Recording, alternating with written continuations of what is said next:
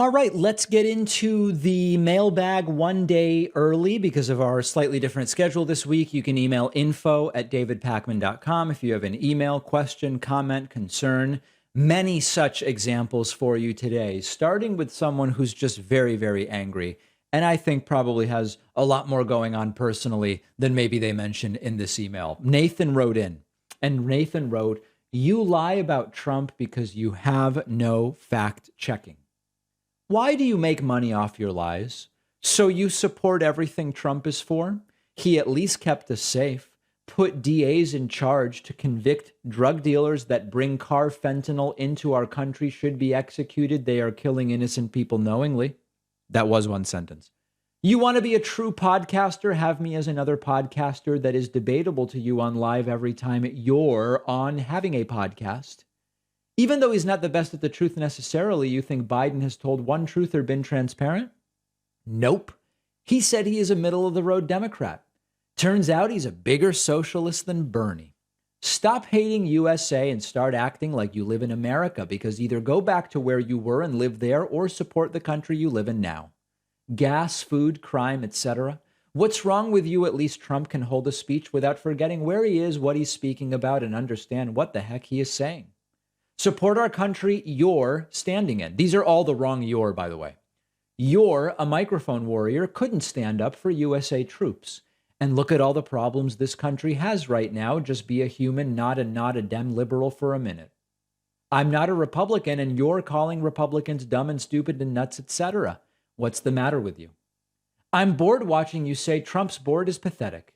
What's better than Trump rally? You're making your dime off his fantasies. I don't see you covering Joe Biden anything. You're impressive to want a crime-ridden president that has not kept one single promise, and Trump kept all and some. Email me if you want to debate you on your podcasts. I'm definitely getting into this line of work now that I see your pathetic lies. If I have time, which I will make time.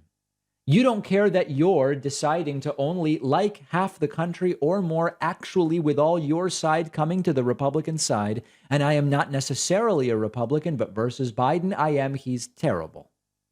Hope you get brighter. Wishing you the best. From the middle of the road." That is apparently not a Republican, but an enlightened centrist of some kind, presented with no further comment, because I feel like I have a brain injury when I read it. Greg wrote in about motive.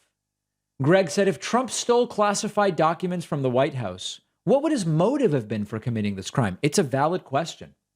There have been many cases of people stealing classified government documents. Do you think there's a simple explanation? Like the others, did he plan to make money by selling the documents to Russia? That's Greg from Costa Rica.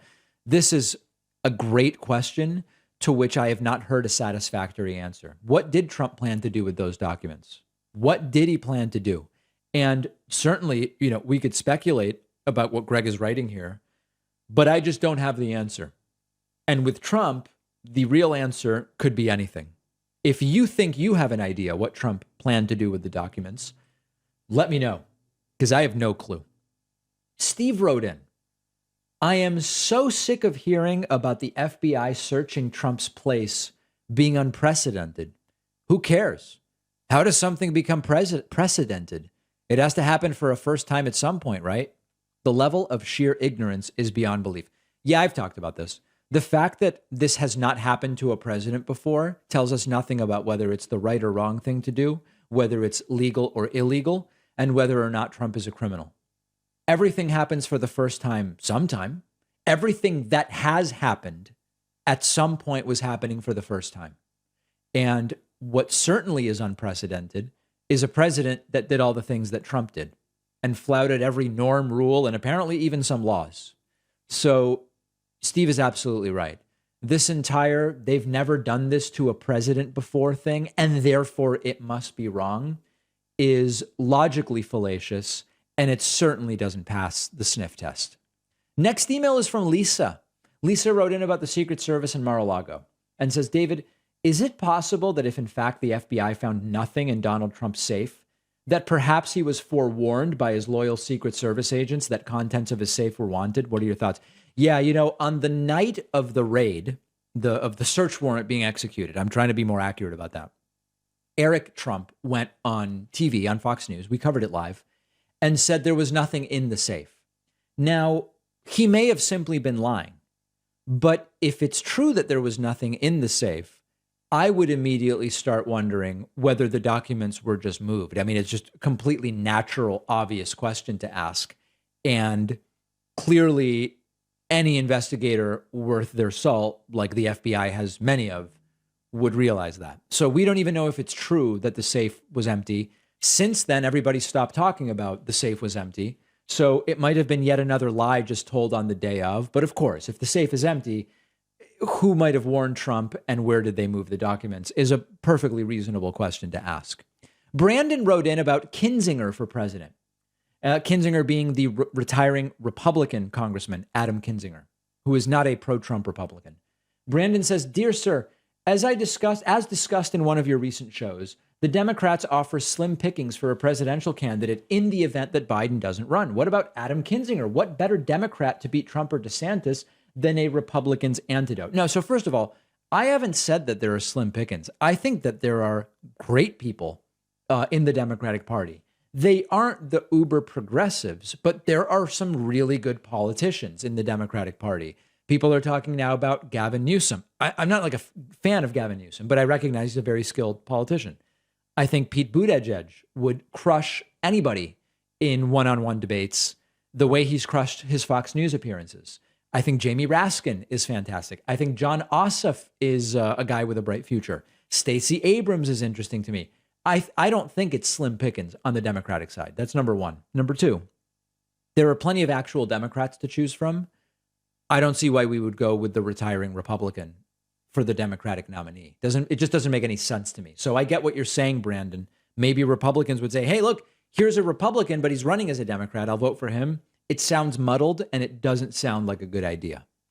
Trina wrote in, and Trina says about right-wing trolls versus left-wing trolls. Sir, after seeing the beautiful message you received containing all those F-bombs, I started to wonder how often that happens on the other side. Admittedly, I don't follow many right-wing accounts, but it seems the ratio of right-wingers trolling left-wingers would be exponentially larger than that of left-wingers engaging in the same behavior. I suppose it would make sense as the right seems far more likely to commit violence based on political ideology, but I'm curious nonetheless. Are you aware of any reputable studies on this topic?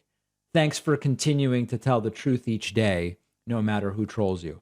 So I don't have any studies that I was able to find about whether left versus right-wing trolling of right versus left-wing content creators empirically has been quantified. I don't know about that. I can only speak to the stuff I receive. What I can tell you is that when you look at propensity to violence, politically motivated violence in the United States is almost exclusively right-wing. The right often will deny that.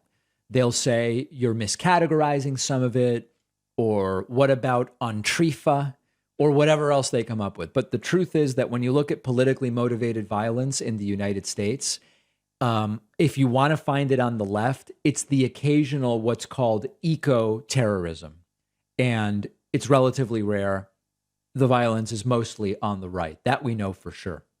Peter wrote in and says, how can I request to be gifted a membership via the website? Beautiful question.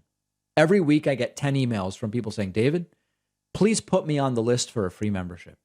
And as I've said probably 100 times, you can't get on the list by emailing me. You must follow these extraordinarily simple instructions. If you want a free membership, we have a waiting list. It simply goes in order. You go to davidpakman.com/free membership. Okay, Peter?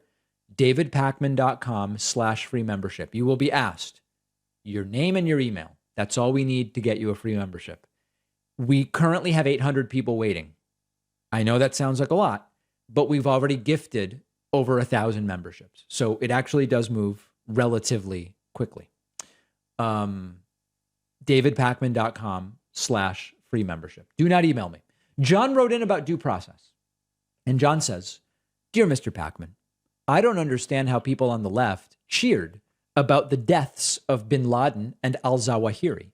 Proper procedure would require that they be captured alive, extradited to the U.S., and tried in court before any punishment could be imposed. No jury has seen any evidence nor heard any legal arguments in support of any punishment. I feel that we, U.S. citizens, have been made party to an extra-legal assassination of potentially innocent men. So listen, potentially innocent, I just don't buy. In the court of public opinion, these guys were guilty of sin. But I agree with the point about due process. And I've expressed this concern before, and others on the left have as well.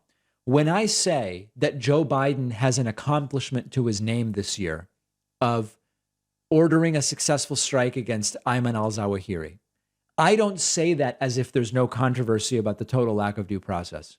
I've mentioned it multiple times. There's a complete lack of due process. That's absolutely true. And as progressives, it is right for us to be concerned about that. And I recognize that when you are a most wanted terrorist, and as a president, you're able to take them out, to use coarse language, that it is seen as an accomplishment. So find progressives that don't care about the due process part, but I absolutely care about the due process part of that.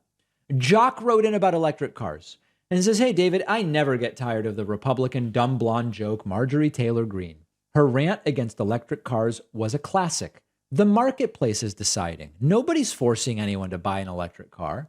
If all of America decided to drive a diesel 4x4 pickup, it would be just as bad. The price of diesel fuel would go way up. Pollution would go way up. But hey, the oil companies would make even more profits. Oh, wait, the dumb blonde joke is mad about the price of gas and diesel going up as the big oil companies gouge. Poor, silly Marjorie. Yeah, I don't know that we need the dumb blonde stuff.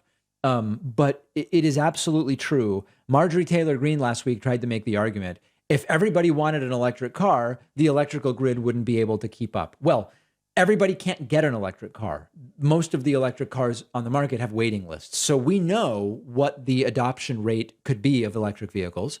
And there's a plan in place for the electrical grid to, in parallel with that, have increased supply.